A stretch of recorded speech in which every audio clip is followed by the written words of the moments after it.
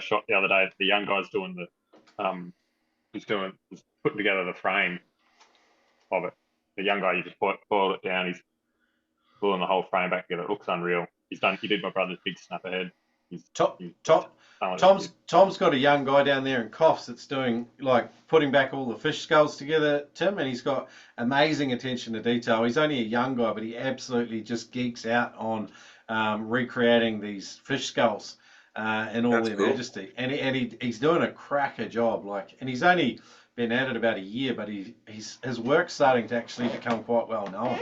I quite like the look of the skulls. Do you like it? That stuff's pretty crazy. He can do some jackjaws. I've got like probably a dozen jackjaws in the freezer that are over 10 kilos. He would absolutely love that. I just sent you 2 photos of my brother's snap ahead, and he's halfway through my frame. I'll come through in a minute. Oh, good. They're incredible. Daniel Bowfield, he's his name. He's a good kid. Has he got an Instagram handle, Tom, for people listening to the podcast? Because I reckon we'll just kick it off. He definitely would. I'd have to quickly look it up, but yeah. While Tom's looking it up, guys, if you are just joining us, Tom, Tim, and I always have so much to chat about when we do get to catch up. Tim was just showing us around his man cave at some of the full sort of plaster cast fish mounts that he's got on his walls. There's some really, really cool fish. And then Tom was talking about a young guy down in Coffs Harbour who creates these glued together skulls of fish, essentially, but he's got really good attention to detail. He's doing a ripper job, and he's done some quite elaborate fish that are not for your sort of, your first timers, if you like. And I think Tim's in the process of maybe going to send him some work. So that'd be cool. I'm a real patient guy when it comes to gluing that sort of stuff back together. I bet you are. So, guys, 3 milliseconds of patience. Guys, I'm joined by Tim McDonald. You probably know him from his YouTube channel, Spearfishing Down Under. And Tom Sandstrom, he's my right-hand man most of the time when I run courses. If he's around, he's generally my top pick. He's an absolute gentleman and a legend, really active in the Coffs Harbour club if you're in that part of the world. But Tim, I will start with you, mate. Well done on hitting 22,000 subs on your YouTube channel. You've been a lot more active in the last 12 months. I think maybe we spurred you on a little bit when you were in a bit of rivalry there with Dan. But what's your favourite recent vid and sort of why? You didn't spur me on. Then you did a vote, and then you did nothing about it, mate. Like you did me again. When I finally get on the vote, then you don't even do anything. You were doing the dirty stuff, mate. I was like, how many McDonald's are there trying to join my Noob Spiro community Facebook group? You were trying to rig it. I was like, gee. Had to beat Spanner, definitely. Yeah, I think you fell 6 votes shy, but you guys definitely sort of killed it. Like, it was, you guys got the 2023 crown and bridesmaid. So we're in 2024. How come we never actually did a podcast talking about that, mate? Again, you ripped me off flat out. My organisational skills and time poorness are going to be my primary excuse, Tim, but I should have got it done, to be honest. Sorry about that. I've got to do another one. I'm actually thinking about running some online voting software and having another crack at it, but making it off Facebook, because a lot of people just aren't on there anymore. So, but we'll get to that. But well done on the YouTube channel. What's been your most recent sort of favourite video and why? The last one we did was actually pretty cool. It was a little bit back in time. Me and Bryson obviously diving a little bit deeper water, shooting big reds and snapper and cool fish like that. That was probably one of my favorites, just simply because that's the sort of thing I love to do. I love diving in that deeper stuff and targeting those sort of reef fish and predominantly areas that you would suggest have never been spearfished before, a long way away from anywhere. That's the stuff. I was putting it together with our editor. Our young editor actually doesn't spearfish. His introduction to spearfishing is through my footage. So he was putting it together. He's like, "Oh, I'm not real sure this one. I don't really understand a whole bunch of it." And I sort of give him a rough edit. He puts it together, then sort of puts the niceties on it. I'm telling you, man, this one's definitely Spiros are going to want to watch this. yeah, so I think that's gone well. I think I'll go back a couple of the other ones. That one when I was one of my very first ones targeting jack, shooting a jack in deep water and, swimming through a cave, 40 meters of water. I think that's probably one of my favorite ones to watch myself. And Yeah. even that one, I was like, I'd love to just watch the whole dive up and down. That's a video. And the young guy's like, oh, my other guy's like, oh, I don't know if that's. I think I need to do a secondary channel just for hardcore Spearos, just watching Yeah. death. There is, we've had these chats before about, YouTube channels, and it's a weird algorithm. The platform itself seems to be quite tricky, and then, who are you appealing to with your videos? And you're definitely a Spiro with a lot of the stuff that you do and the videos you make. And I remember them from back in the day in Spearfishing Down Under magazine. I used to look forward to it. This was before I even had my own spearing gear. I would watch those videos. So, and Tom. Oh, sorry. Oh, I was going to say, Tom has had a bit of a rough time recently. A back injury's knocked him back quite a ways, and but somehow he always seems to stay motivated, determined, and positive. Tom, if you could give some encouragement to people who might be experiencing some similar sort of stuff, whether it's illness or injury, setback. A lot of listeners to the podcast kind of listen because they might be having a big dry spell. So I know you'll probably be speaking to a few people, and you're speaking from experience. So I'll answer that by asking another question. Did you wake up this morning? Oh, grateful. Did you wake up this morning? I did. It's a good day. Yeah, nice. Yeah, no, but you just use the time to set your goals and prioritize. Work on what you can. I couldn't do some things, so I worked on other things that I could do. Just keep my mind busy. That was the biggest thing for me, keeping my mind busy. Otherwise, your mental health stuff gets better. Yeah. Is it meaningful activity? It seems all the more meaningful when you can't do it for whatever reason, whether it's injury or sickness. And I know when I actually started enjoying running was when I really had a lot of knee problems, and then I was so grateful when I could start to run again. So it's weird how our brains work like that, and we have this low level awareness. Now I wanted to catch up with you two guys in particular, because we're running this Beyond the Hardline Mackay Hardline trip, but last year you guys jumped on the inaugural Noob Spearo Intermediate Spearfishing course. We ran it over in Stratty in November, and both of you guys were absolutely, a massive part of its success. I wanted to talk to you guys about maybe what was a highlight for you, and we'll go back to Tim. For you, for that course, what was your, one highlight from the thing that stands out to you? My highlight was probably watching a couple of the guys really excel and kick some fear first and foremost.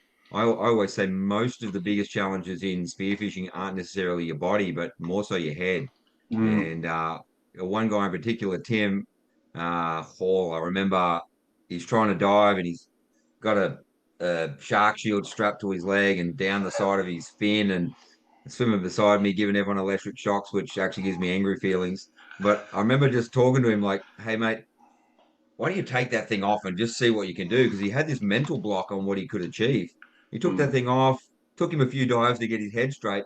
But I know by the end of the couple of days, his diving, jumped to really what his goal was and what he wanted to achieve and what he wanted to learn. Obviously, he dove with me.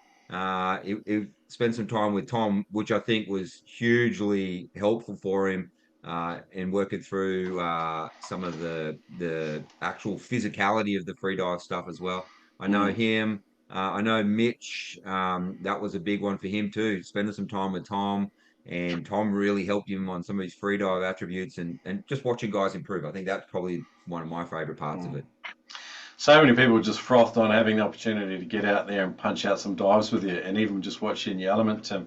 I think with one thing I want to replicate on this trip is it's great to teach people how to dive, but sometimes you see better success out of the monkey see, monkey do thing. It's, hey, I'm going to punch a dive, just watch what I do. And then they have a greater frame of reference for, what to do, because I've just watched you do it. And as long as you're not sort of, laying claim to being superhuman, which some people would probably suggest you are, Tim, with some of the dives that you push out. It makes it a bit more achievable to people, because it's like, I don't know, when I've improved the most, it's when I'm going out with people that are better than I am. And if you're always diving with the same people, it's cool because you know everyone, but you're also not being challenged to see really what's possible. So I think that's one of the cool things about the intermediate, is getting guys being able to dive with, like yourself and Tom, and sort of see, what you can do. It's cool. Tom, for you, mate, what was the highlight from the intermediate from last year for you? The evening sessions that we had were phenomenal. Had a great time doing that. Like Tim said, Tim all getting over that mental barrier, but also David, he was working himself to such a state of anxiety that he didn't think he could even go dive. And he managed to work through that. He ended up diving quite well and then shooting that great big kingy, which for him was a fish that he was really stoked to get and had been working towards, and it was a solid fish, good fish in anyone's book. So being in the water with him, that was pretty special. Tim, at the sort of the back end of the course, like you were coming in and out on your Haines out to the island every day and partaking in, a 14 or 16 hour day. So it was good because I was getting my money's worth, but you were putting in the hours. But I remember on the last day, I think that you were there and a storm was rolling in, and we were chatting about, what worked really well with the intermediate and what maybe we could do to improve it in the future. And you said to me, you challenged me, doing a course off straight is great, but there's only so much opportunity because the ground gets picked over a lot, sees a fair bit of population pressure. And you said, if you are going to do this, do it on a charter, and then guys will be out in a phenomenal location with arguably a lot more opportunity, and then it might be a better ground for learning some of these skills. Do you remember that conversation, and do you still sort of stand by that? I do. I remember the conversation. I think probably even take the step back beforehand. We had the conversation in the lead up to the intermediate, and it was like, okay, if we're diving the rock wall again, I think we need to get offshore. And then obviously you put a lot of work into making that happen. I know that was really hard work for you to make that happen, but you did it. And I think probably that was step one, which probably got my thinking a little more like, okay, if you really want to do this intermediate well, what's step two? I think that's probably what got my thinking originally, what the work you did at the start. I remember that conversation, and I remember you going, "Oh, there's a lot of logistic challenges. There's cost. There's all of that, which obviously is a big challenge to doing that and doing that well."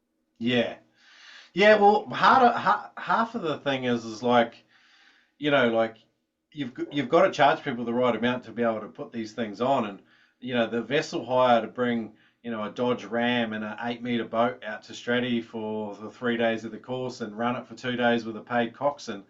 All of a sudden these costs are coming in, plus the rent of the house and all the other things. And like anytime you run one of these trips, the logistics and the admin, and then working out how to cost things appropriately, just so you're not putting yourself in a position you don't want to be in, because I mean, we want to have a good time, but at the end of the day, it's got to be financially viable.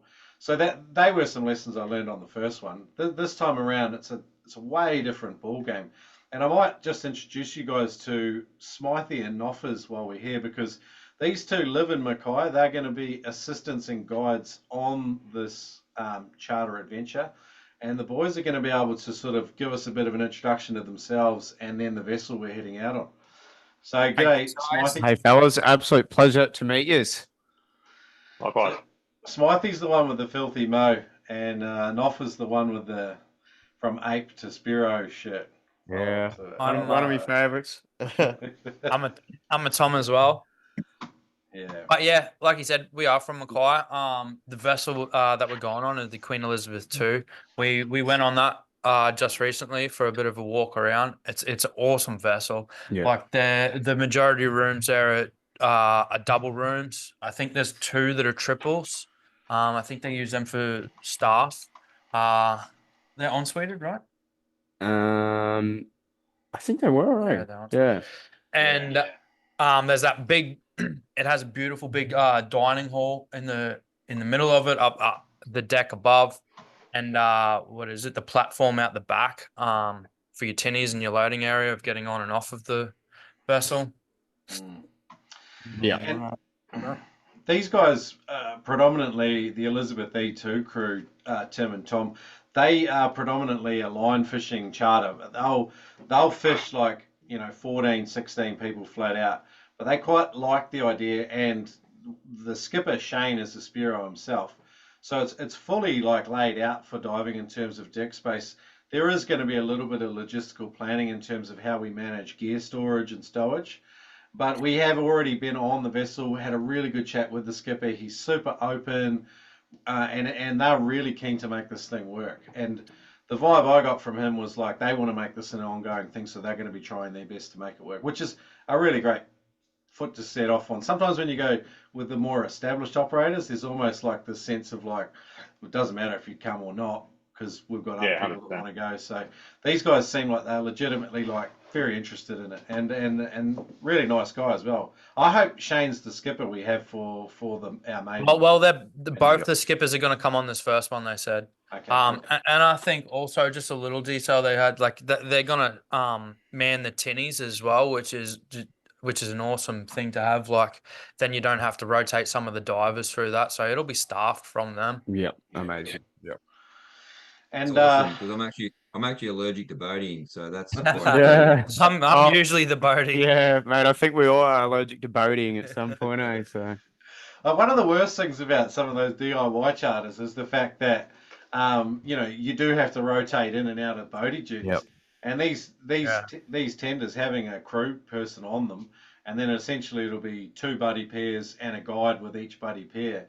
I think that's going to be magic. A lot of time in the water when you're out there. So Yep. Yep. It was seriously the worst when you'd rock up to a good spot and there's fish everywhere and you're stuck in the boat, So yeah, it goes a long way having someone in there for you. Yeah, for sure. The best option to doing that is keep those good spots till the end of the day, and everyone's tired and wants the boatie. Then you're into it. It's gold. You're onto it. Yeah. Very good. Yeah. So in terms of meals and showers, boys, like for me, like getting out on a trailer boat, you're out there all day, come back in, you got to fillet fish, you got to do all the stuff, clean the boat. When you're out on one of these charters, the highlights is we've got someone sort of boating. Then we get to come in and have hot showers and hot meals that are prepared for us. Don't have to worry about washing a boat. That's a big highlight for me. You guys have had similar experiences? Yeah, Yeah. certainly. Absolutely, man. There's nothing better than just going to a spot, shooting your fish, putting the fish in the esky, getting back to the boat, and everything's just ready for you. Hey, Or just even having that bit extra room to walk around in. Like we all go in our boats and stuff, but it is quite jammed. But to be able to freely walk around, have that room, decompress, it's awesome. One thing I was going to, like, when I chatted with Shane, their normal sort of process is the deckies fillet all the fish, and then they put them in freezer bags, essentially, and then as long as we're all happy to do it, most of the fish will just be divvied up between everyone equally at the end of the trip. Unless you have, like, particular special fish, then there is, provision for them to be frozen whole or to be bagged separately so that you can have it if it's something really special to you. But otherwise, I think the plan is probably to split it up. And from a logistics point of view, I don't think we're going to have a shortage of fish. So they've got a decent blast freezer in there. I'm pretty sure it was like minus 19 or something like that. But I don't like freezer bags. I really like to vacuum pack fish fillets. And then if you're flying out, it preserves all that eating quality. Like that fish is going to be good for another 6 months, whereas in a freezer bag, you're like, 6 weeks? So has anyone got their own vacuum pack machine that they would be keen to bring? Because I'll bring one. What we'll probably do is we'll have 3 set up, and then hopefully guys can work a system between, who was on their vessel. So if there's 4 divers, right, and 2 guides, 2 people are riding on bags, 2 people might be cutting bags, 2 people are sealing, 2 people are putting fish in bags or something like that. It's really, really important that students learn how to vacuum pack properly. Me and Tim can sit back and keep an eye on them, but students definitely should. Good call. I like it, It's a fun process. It's Yeah. team bonding exercise. Yeah. Yep. at the end of the day, there's a few potential swear words chucked at each other, but yeah. I'm just going to take this opportunity to welcome everyone for a start, because I think everyone's sort of still dribbling in. Tom Sandstrom up there, he's on my top left. He's one of our main instructors. Got Tim McDonald up there sort of next to me on the right. And then Smythe and Noffers are also some of our assistant guides on the trip. And the rest of you legends, Kurt is also going to be one of our assistant guides as well down the bottom there. You might recognise him from his YouTube channel. But some of these guys at Mackay Base, it's going to be pretty cool being able to tap into that local knowledge in terms of where to stay, where to eat, and if you want to find boxes for putting fish in to bring home on the airlines, these guys are probably going to be able to help us out with that, so that'll be cool. But welcome Brandon, Peter, John, Reed, and Jeremy. Awesome to have you guys with us and on this charter as well. If you wanted to quickly introduce yourselves, I might just start off with Brandon. Brandon, what are you hoping to get out of this trip, mate? Basically for me, I'm just looking to improve my hunting skills, learn from some of the best, in my opinion. I've been spearing for not even 3 years now. Okay. But yeah, love it, froth it, pretty much live it now. So yeah, just basically just want to learn as much as I can from whoever I can. Cool. So the concept of the trip and having sort of guides there to give you some tips and sort of be in the water with them, that really appeals to you? Yeah, pretty much. As soon as I saw the lineup, I had guided sort of diving and spearing, I was like, in my opinion, it was an opportunity that I couldn't really pass up for what I'm looking to get out of this sort of thing. Perfect. So Tim and Tom and actually Smythe and Offers are all delivering different talks predominantly on the way out there, as we will do it while we're sort of motoring out. Last year, Tim did an absolute cracker presentation on understanding the weather from a marine point of view. That was a real eye-opener for even all of the instructors. And Tim was like, I haven't even scratched the surface. But for most of us, we were fairly overwhelmed with how much there is to learn about that side of spearfishing. So that's cool.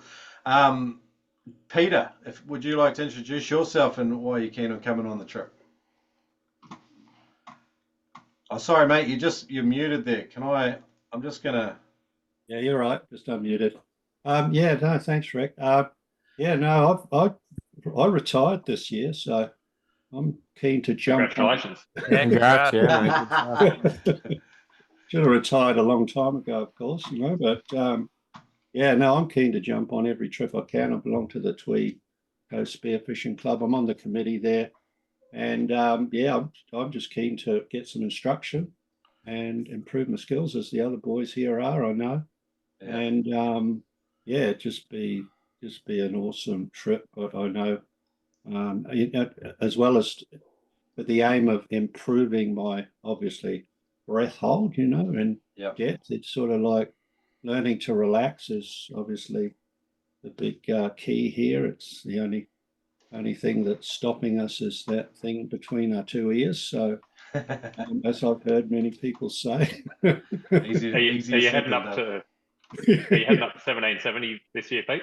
Yeah, that's right. Yeah, I am. Thanks. I'll see you up there. Yeah. Oh, awesome. Yeah. No, that's going to be a good trip. I'm there for the whole week. I'll probably bring my boat up. Is that the state titles? No, Coffs, Tweed, and Sunny Coast are having a little freeway challenge. We're just going to go and stay at 1770 for the week and hang out and go for a dive. Cool. Yeah, no, it's very, very economic trip that one. Yeah, it is very cheap. Yeah, so, nice. Yeah, no, I'm looking forward to it. I can't wait. Are you coming with a buddy, Peter?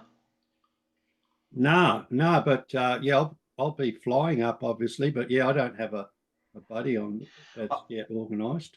A lot of people are in the boat of like, whether you're coming with a buddy or you're coming with without one. Everyone's a lot of people have got questions with regards to that. I'm going to send out a survey to a lot of you guys, but even if you're coming with a mate, like I know Reed's coming with Sam, happy for people to dive together, a fair amount, but I would love to see a lot of rotation going as well. Can I see some nods if you guys are actually happy to rotate and dive with a few different people as well?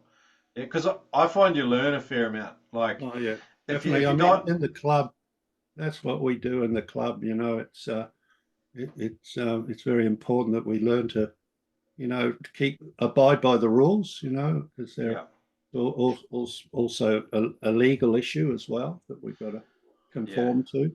Yeah.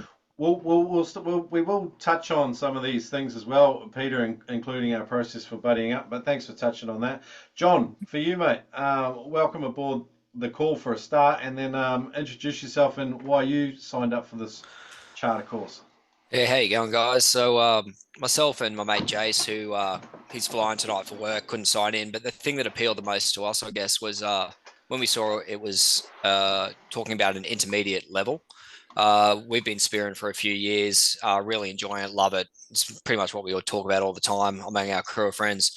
And it was knowing that it was sort of like that intermediate level where you're not great, but you're not that bad either. That really appealed to us, and then the ability to the option, I guess, to learn and get better as we go throughout the trip as well. That was what appealed to us the most. Yeah. Sick.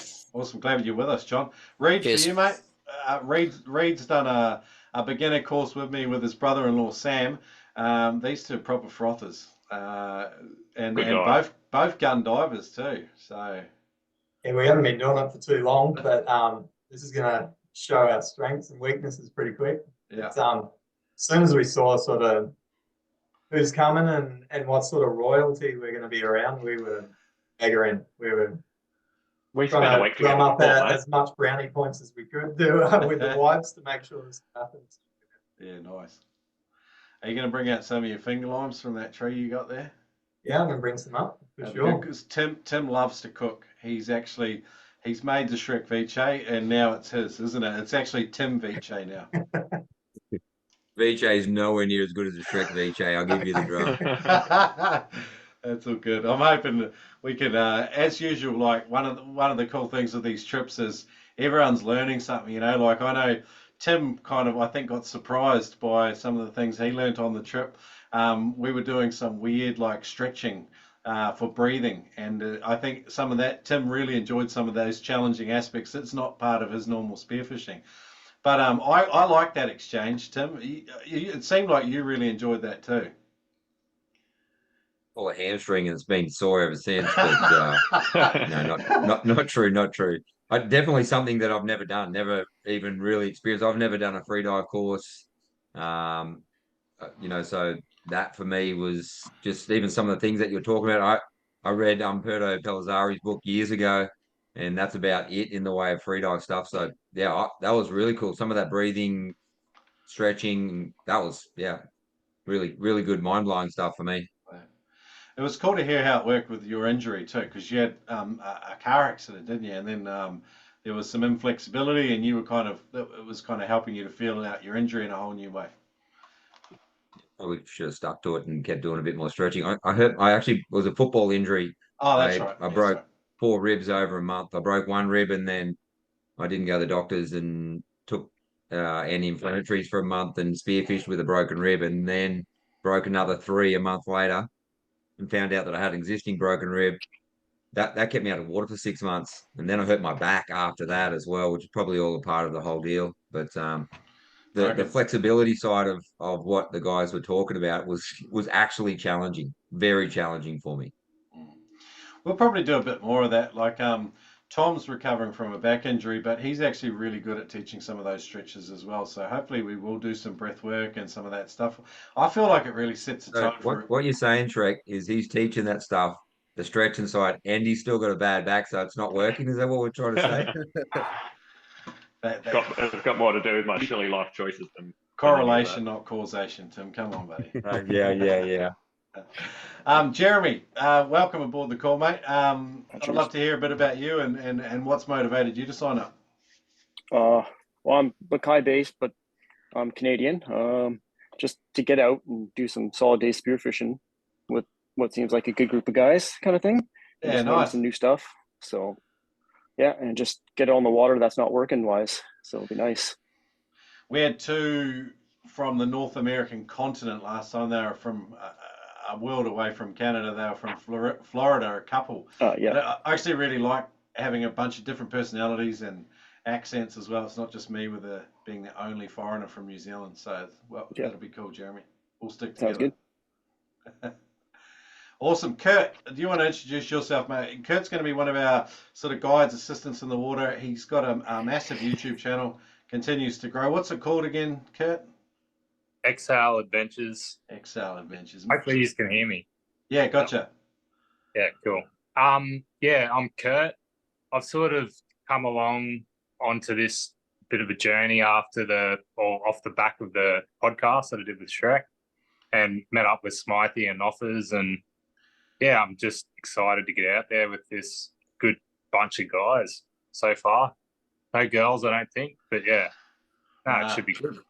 There was one girl messaging me. She was like, I really want to come. Are there any other girls? I'm trying to convince my brother to come with me. I was like, I can put a message out if you want. That way, but like it is weird for, I think, one woman to come out with, there's going to be 21 blokes because there's 16 of you guys. There's 6 instructor guides, and then there's 2 media people coming out as well. So it's going to be a lot of blokes there. That's for sure. 22 of us, I think. Or 24 of us. We're going to fill it up. So it's going to be cool. That'd be good. I've never been on a trip like this, like on a charter with, having the ability to go back and have a good sleep and all that sort of stuff. Normally it's sort of roughing it in a swag on the deck and jumping in and doing it all again. So it'll be good to have a hot meal and all that sort of stuff. I'm actually looking forward to that. Yeah. It's sometimes the worst thing about these charters is going back home and out into some dirty, dark, cold water. And Tim's boat's actually been out of action, I think, for a month. So hopefully, and Tom hasn't been doing a lot of diving either. I think he's starting to get back into it now, Tom. Yeah, gradually get back into it. I jumped the gun first off back and set myself back a little bit, but yeah, I'll be back in action soon. Oh, good.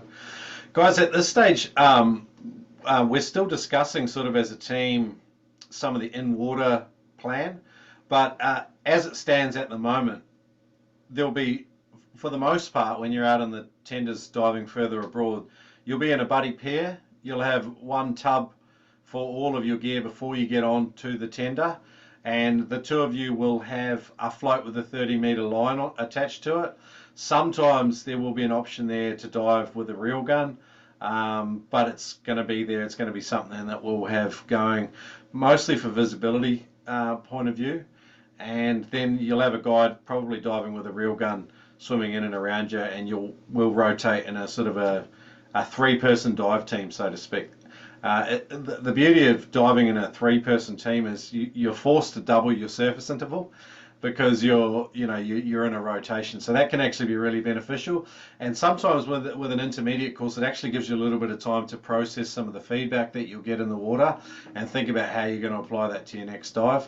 But I think we're going to have quite a lot of opportunity with these reef edges. We've got flats. We're possibly going to look at some blue water action depending on weather, suitability of you guys and how well the trip's sort of panning out. But did you guys have questions with regards to the vessel, the logistics, the diving? I'd love to sort of open it up and just be free to speak. And Brandon, we'll start with you, mate. Fire away. Basically just regarding gear and stuff like that. So you say we'll be diving with a 30-meter float line and that. Personally, I have a bit of a hatred for float lines. I run reels on all my guns and a belt reel. Yeah. So like, are we to bring our own floats, inflatable floats, float lines, anything like that? If we did blue water, should we have breakaway setups rigged up, or? What I might do is just sort of, I think it would be better if everyone bought their own float line. You're not going to be forced to dive with the float line. But this is still a matter of conjecture at this point. We're definitely going to have a float. Whether that's got the flasher on it and you're all diving reel guns will be very much dependent on weather and conditions, surface visibility, and the calls of the instructors. The good thing about an intermediate is I'm expecting a fairly high level of discipline, and we'll have a bit of a brief about buddying up and staying in our team. I ran a trip last year to the Whitsundays, and I literally had 2 guys tethered to the same float 60 meters apart, just pulling in opposite directions because they both thought that was where the fish were. And as long as everyone's got a level of maturity and personal responsibility, I'm actually probably pretty happy to dive reel guns. But if we've got 10 meters viz and it's pretty sketchy topside, then we might be running a compulsory float line. But I think as an instructor group, we will probably have a bit more of a discussion about that because I'm going to want these other guys to weigh in. Yeah, if we can't see you on the bottom, you'll be wearing a rig line. But yeah, that comes in at safety. I get that. Yeah. Obviously, current issue too. We're going to end up, I'm guessing, Shrek, be 100 k's offshore, and there's a lot of challenge attached to finding people in that sort of environment. Yeah. So, Brandon, the objective of this trip is for everyone to kind of froth and grow and have a lot of fun, but also we want to bring home everyone safe. So, we will probably err slightly on the side of safety, but I think we've got a pretty capable team, and diving with reel guns should be a portion of the diving. I'm imagining, but we all like to dive with reel guns too. So when we can, we will. Yeah. No, that's fine. A lot of it's just logistically what I need to pack, what I need to sort of fit in my bag and that. One thing, and Smythe and Office have been working on this as well. We're basically putting together a list of what the recommended equipment is for you guys in terms of how many spear guns, how many shafts, wetsuit thickness, stinger suit, so on and so on. But then we're also going to have a list of stuff that we're bringing, and there will be a spares inventory supplied by Neptune Spear and Dive and Mackay, so you should be able to buy some of the gear if you need it on the boat. But we're also probably going to meet up in the store the day before we head out on the charter as well. That way everyone's kind of covered. Does that? And I think there'll be enough time that morning of as well if people needed to get in that store. Yeah, no, for sure. Oh, good. What's water temp around that time of year, boys? 5 mil for you, mate. Yeah. No, I think we were talking about it just recently. Like we shouldn't be bringing anything heavier than 3 mil. Yeah. It'll be early to mid-20s probably. 5 mil. I'm hearing that, like Shelby from Neptunes has said, no one should be bringing a 5 mil. 3 mil is probably the thickest you'll run. For sure. I'll mainly run my 1.5, but I will bring the 3 mil just in case as well. So I'll be wearing a 1.5 mil suit in early 20-degree water. I'll be wearing 5 mil. We're looking 25 to 27. Okay. Our water temp now is like 23, 24 degrees, and I've been wearing a 5 mil for months. You were a 5 mil when we had 25 at Stratty. I think it's a matter of, if you feel the cold a bit more, take that little bit heavier suit. Like I'll run a 3.5 up until November. Depends how far north we are, but out off Mackay here, I'd wear a 3.5. I'd take it out there. Even sitting on the surface a bit longer, like we'll be doing good intervals, you'll cool down a little bit as well. So the sea temps that I'm looking at, and I think the same maybe Noff has looked at, like I think it's inshore water temps off Mackay, and sometimes when we're as far out, 120 kilometres out, the water temperature can be quite dramatically different based on the strength of the EAC and all of the other things that Tim taught me about last year.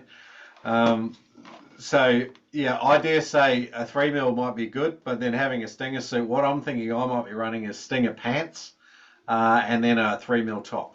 That's probably what I'm predicting, but I will be running a 3 mil now, whereas Tim's at a 5 mil, but I have a bit more insulation. So there is a fair amount of preference involved, I think. I think if you have a stinger suit and a 3 mil, or it's kind of like, or a 3 mil top at least, and then a 1.5 mil suit, then you've probably got your bases covered and you're not taking up too much space, because the good thing about a stinger suit or a 1.5 mil is they take up bugger all room in your luggage. So, yeah.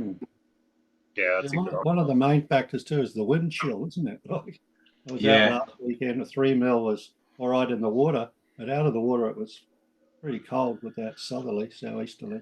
It's a good point. So Caitlin and Shelby from Neptunes are also going to send out an email with a sort of a sun safety advice for up there at this time of year, with a heap of information in it. But bringing out a jacket to have when you are on the tenders, coming back in from the cold from a long day out, particularly when you're dehydrated, can be pretty hectic, even when you're up in the tropics like we're going to be.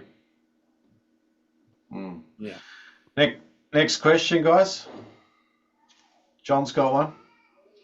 Yeah, just following on from the gear. So I guess the question that got bounced around a bit between me and my mate was we both run like 1200s that are double banded. Do we need anything larger than that, or is that about right? Our backup guns are usually a little bit smaller, like about the metery or 1100s. Is that what we're looking at for this sort of trip? I run a 1200 here pretty consistently, and it keeps me out of trouble. Perfect. That's what I run. Yeah. Kurt's done a bit of mixed blue water and out wider reef hunting off Mackay in particular as well. Kurt, what's your gut feel on that? If we are starting to touch on some blue water stuff, would it be a good idea to have a 1400 in the quiver? What do you do? If you own a 1200, I wouldn't go out and buy a 1400. I run a 1200. I've got other bigger guns, but yeah, that's my main gun for reef diving and lagoon diving and all that sort of stuff. What we'll be mostly doing. Yeah, I reckon 1200 should be sweet. Excellent. Tim, you use what are you bringing? Me. Can you tell me exactly which reefs we're going to? I would probably put together a plan, looking at where we're going to go. I'd spend some time on some charts, having a look at what that is, and do a little bit of research before we go. That's what I would do. Okay. I would say I'm going to bring a 120 euro, which I use predominantly. But if we're actually going to be targeting blue water with possible bigger fish, then I may be again, I'd probably do a little bit more research on where we're going, what we're looking at from here. Possibly bring a blue water gun, just depending on what we have in the way of space wise. But Yeah. I'll be certainly bringing a 120 euro. That's what I'll be used. So the boys sort of touched on it earlier. We're in two berth cabins essentially. So it's only two of you in a room, and you have your own ensuite bathroom pretty much. I think there might be cabins where there's 3 beds to a room, but there's only 2 of those. But for the most part, gear storage will be in your cabin, and then you'll take out what you're using for the dive day with you. So bringing out 6 spear guns, probably not a great idea. I would say it's a 3 spear gun trip, or 2 if you've got ample spare shafts, and that'll probably be reflected in our recommended equipment. Tim, you did touch on where our likely plan is. The skipper does like a fair amount of leeway given weather and prevailing conditions, but he does have a rough idea. I will try and get that to the instructor team, and then I might disseminate it a little bit more broadly as well. One thing I would urge everyone is I don't like putting spots online. If you want to tell your mates about it person to person, all good, but I would prefer it if we didn't throw big reef systems under the bus. Even though we're 100 kilometers offshore, I don't think they need any social media pressure. So we'll just say the Hardline, but on a level in the group, I probably will try and get you guys a bit of a rough plan from the skipper's point of view. How does that sound? Bloody good. All right. Cool. Perfect. John, did that help? Yeah, it definitely did. All right, good cool. feedback. So the 1200 sounds like you can rock it. And then you and your mate might like to bring a shared blue water gun on. That's exactly what I was thinking. We'll probably split one just in case we do get out there. Because if you do blue water hunting, it will probably end up, we'll work with the buddy pairs that we know best, because these are the situations that are higher risk. And so you want to, trust each other a bit more. Whereas some of the reef hunting, it's okay to dive with new guys, but sometimes you just want tried, tested and true when you're going out to potentially shoot the fish of a lifetime. Yeah, sounds good. All right, cool. Reed, you look like you got a question, mate. if we're running float lines, are we just going to run one gun when we're in the water like we were doing, Tom, over at Stratty, and just rotating on the one gun? Or I think we could probably have our own guns and share the rig line, particularly those that are running a reel. So I think we're gonna try to run it like the competition, the Queensland competition, with one like a 30-meter line and then also a secondary 5-meter line. So the second gun would be on that 5-meter line. One of the reasons, it's a good question, Reed. One of the reasons we probably won't do it like that is because A, you guys are a high level, and B, sharks. You want an opportunity to put in a second shot with a second gun, but also you want to run interference on sharks if your mate's pulling a fish in. And you want something to put between you and the shark. So everyone kind of wants a spear gun in their hands. Yep, easy. Cool. For Reed, one of the things that we did in the Aussie titles is not necessarily have that gun clipped to, the gun clipped to the rig line. We had the rig line clipped to ourselves. I think what we're trying to say is that rig line's there simply as an ability to see you and know where you are when you're down. I think that's probably what we're trying to say. And listen, if you're swimming around in 5 meters of water on a reef edge chasing red throats, you're probably not going to be so set and focused on we need a rig line attached to you. Yeah. Would that be right, Shrek? 100%. Yeah. And one of the good things about this, and for all of you guys, is like you're diving with Tim McDonald, Tom Sandstrom. These guys have got a very, very healthy understanding of the risk that we face when we go spearfishing, and they will make decisions accordingly. So if they say, hey, we're going to do it this way because of A, B, and C, then that's the way we're going to do it.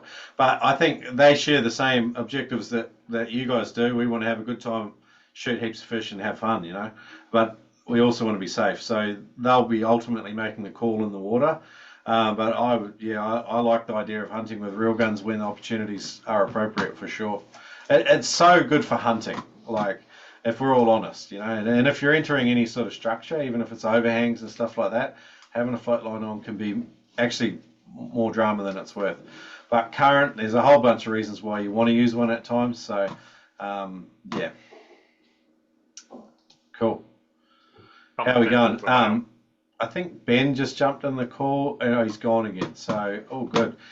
Any other questions so far, guys, on the vessel, the fish process? What about logistics in terms of flying in, where to stay, food and stuff? I know Smythe and Noffers are putting together a bit of a plan for us.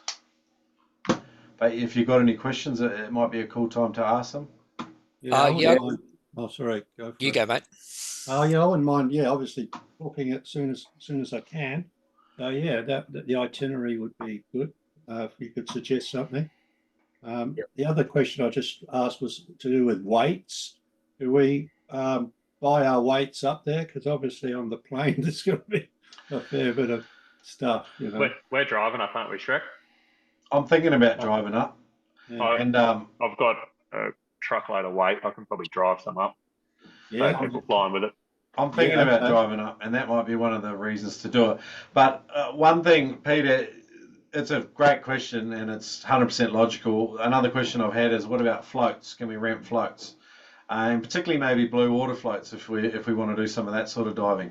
Neptunes are putting together a bit of a plan for us, and they're working out the costings on hiring weights, floats, and a bunch of other stuff should you want it. And I actually thought if people fly in on the 6th and we meet at Neptune's at 5 o'clock that night, all of us, and that's kind of where we'll just say hello, a bit of a meet and greet, and then and if anyone has anything that they want done rigging wise or gear wise, the guys will stay after hours to look after us. And then if you've got intensive rigging requirements, I'd suggest you arrive earlier. But and then we'll go out for dinner at 6 o'clock. Sort of the day before we head off on the 7th. Smythe and Noffers are working on the rough itinerary in terms of where to stay and all of the sort of that helpful information in terms of flying in, all that sort of stuff. So, but if you do have any questions, it might be a time to ask them, and then they can make sure that they add that to the itinerary. On the 12th, so we're basically motoring overnight. and then we will be moored up to the dock first thing in the morning, I think, on the 12th. Is that right, Smythe? I believe so. I'll just double check. Yeah, I think that is right. So we'll be there at dawn on the 12th, and then basically the plan will be to go out somewhere for breakfast, and then we were going to run some friendly competitions for the duration of the trip. And I'd love to hear your guys' ideas on what might make some fun comps. For example, like, biggest Spanish, most meritorious fish of the trip, and there'll be a bunch of prizes supplied by us for some of these comps. Reece Duncan Jr. did his Bucks party on Northwest, and they had a whiteboard with a list of all different things. I'll get that off him. But they had a great time, like a fun competition. It wasn't necessarily good fish all the time. There was platinum snapper of 1.5 kilos, a trout, like it was like it was really specific. It wasn't necessarily big fish, but you had to try and get a specific size. Yeah, that was cool. Okay. So, Peter, was there any follow-up questions on that? Yeah, maybe best photo as well. Best photo. Okay. All right. And Tom's going to send me that board of ideas. Also, while we're thinking about comps and games, guys, we're still on the subject of logistics as well. So if you have questions for Smythe and offers, it'd be a good time to fire away. Have you heard about any fun comps out on charters before that you'd like to replicate maybe on this trip? I have one question that refers to logistics, I guess. Yeah. With flying into the airport sort of thing with all our gear and that, are we going to have like a meeting place in town, say Neptune's or something like that, or just basically when we should fly in, sort of how to get a gear around and where to stay sort of thing? So Smithy and Offers, are they going to sort of make a bit of a guide on Mackay sort of thing? Yeah, we're not exactly sure if there is, like obviously everyone's going to fly in at different times and whatnot. Yeah. For the logistics side, like, we are opting for cabs. Like Ubers aren't really a thing in Mackay, but also on the other hand, me and Tom are more than happy to pick people up from the airport and drop you to your motels and whatnot. Yeah, I was going to say I can do the same as well. I'm pretty close to the airport. Yeah. I still just use horse and carts in Mackay. I thought it was wombats up there. Clydesdales. Yeah. But yeah, like kind of with regards where everything is going to be partaken at the harbour. So we do recommend that you get to the airport and then you go straight to the harbour. There is a joint there called the Mantra Mackay. Looking at about $270 a night there. Or there is a caravan park just down the road. I couldn't get prices for that, but I would imagine it would be a fair bit cheaper. Yeah. But the airport is obviously the opposite side of the marina, and then probably Neptune's is probably in the center there. Yep. Yeah. Okay. Yep. It's not a great distance though, Mackay. That's one thing I like about the place. Everything's like super close. Like we're a small town, pretty much. A large. It probably would be cool if we're all staying in the same place. I would suggest that $270 a night's probably a bit on the steep side. Do you think that there's any chance we could negotiate a bit of a group discount there? We can. We'll definitely take that on board, and we'll go chat to them. We'll even chat to a few places and see what best we can come up with. Yeah. That'd be the go. Like it'd obviously be awesome if everyone could stay at the harbour. We will try and get a discounted price, but yes, you're right. $270 for the night is a bit. I tell you, the other option, like the caravan park, I don't think everyone's going to care that much, to be honest. And if it's a rallying point where everyone's staying together, I think that'd probably be preferable too. I couldn't give really are rats. Yeah, If we sweet. stay in a caravan park on night one, then when we get out onto the charter boat, you'll be like, this is luxury. Whereas Yeah. if I come from the Mantra, I Yeah. might be like, oh no, got to go out on the charter. Yeah, So- with your spa bath out in your yeah, I forgot my Epsom salts. Yeah. Yeah. Yeah. Those cabins, Yeah, man. We'll make a couple calls and see if we can do some sort of group booking. That's that's easy. All right, Yeah. cool. Can you put together an itinerary with the recommended travel, and Yep. and then if we're meeting up at Neptune's as our first rallying point on the day, which will be the evening before we go out for dinner together the night before, I reckon that'd be pretty cool. Yep. And if we had a recommended venue for where to stay with a backup venue, if people didn't like it, that'd be cool too. Yeah, easy. All right. Peter had another question about the cabins. Yeah, I reckon. Yeah, the cabins at the motor camp would be awesome. They're pretty reasonable, eh? Yeah. Okay. Yep. And it is. It's only. I think it's only a couple K away from the harbour there. So yeah, stuff all. Okay. All right, cool. All right, guys. Jeremy, you looking like you got a bit of movement going on. Is Canadian accent question coming? No. No, I'm just moving. That's about it. All good. All good. No questions. All good. So there's a few things that Jeremy I guess. coming from Canada? No, I'm in Mackay. Yeah, Mackay. Yeah. So if anyone needs a ride too, I'm more than free to pick someone up as well. Cool. So In terms of a group chat for everyone on the trip, I don't want to fire it up too early, but it might be cool to start it up sort of 6 weeks before we head out. I might send you guys out a bit of a thing where you can vote on platform, because some people like WhatsApp. Facebook Messenger is not as popular as it once was. Would a WhatsApp group be okay for everyone? Yeah, absolutely. For the it trip? works for me.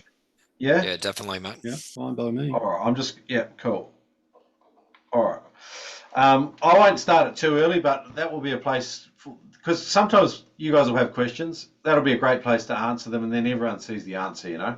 If it's something private, you're welcome to email me, shrek@noobspearo.com. So the boys are going to do an itinerary up, so you guys will have a bit of early access to that.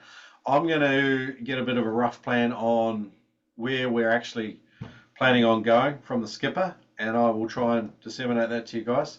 Was there anything else that we could go away and make sure that we are providing you guys with all the information that you want? So I think we've touched on admin, logistics, the vessel, the diving, some of the spear guns. We've talked about rental equipment. Those answers will be soon coming. Was there anything that you guys feel like we've missed that you wanted to touch on? Any complimentary food, for instance, or beverages? No, they have a bar on board. I know that, but Yeah, there's a bar on board. drinks, like you bring your own water. Like, I prefer spring water. Obviously, I don't know what the water on the boat's like. Yeah, you just can't bring your own alcohol. No, that's fine. Wasn't planning on that really. It was water mainly, probably spring water. You know, because a lot of these boats just fill up from the jetty, don't they? Yeah, I'd say Not the bring best it. quality. I'd say bring it. Storage might Bring be your an own issue, though. spring water, for instance. But buy that in Mackay, probably, obviously. Yeah, and We I'd just say got Aldi actually. storage might be the only issue where you might just have it in your cabin, but they're air conditioned, so it won't be unbearable. Yeah, okay. And as far as food goes, everything's supplied. Like just as far as treats, we just bring along our own. Yeah, that's great. Chocolate They or have whatever we want in that regard. They have a chef on board. And the dinner was I think 4-course meal. Oh wow! Cool. Yeah, it's pretty. Geez, we won't need weight. Yeah. You've got to prepare you for Burley for the next day, Pete. You know, aqua bogs. That's what we're all about. Actually, maybe that could be a comp, guys. You know, best most publicly embarrassing aqua bog. That could be a good one. Yeah, we should have a photo before and after. You know, when we get off. Yeah. I can immortalize it in a podcast episode so everyone remembers your name. You know, you'll be that guy. Oh, good. Guys, I think we've touched on a lot. Sometimes people go away from these things, and that's when they actually come up with all the questions. So if you do have them, fire them through to me, shrek@noobspirit.com, and I'll do my best to get you answers.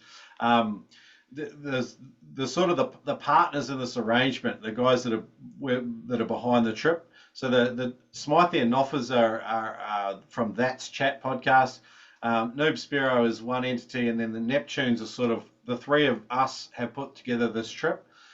So Neptunes are looking after the hire equipment, and that's why we'll be going there to do rigging and stuff and buy gear if you need it. They'll also be supplying spare parts on the boat should you need them. Smythe and Offers are tending to do most of our local logistics stuff, as we've kind of identified. But you can use me as a point of call for any and all information as well. Yeah, and same with us. Feel free Yeah. to reach out. We're happy to help you out where we can. 100%. Oh, good, guys. I reckon we're done. Thanks for coming. Absolutely legends. Thank you very much. Good to meet you all. Sweet. Thanks, gents. Cheers, thanks for that. Yep. Thanks, boys. Oh, good. Thumbs up. That's cool that Reed and Sam are coming. Yeah, we're pretty keen, eh? Yeah. Keen. So, We've been we're gonna start training a fair bit as well, and try and make sure we can sort of get to that 20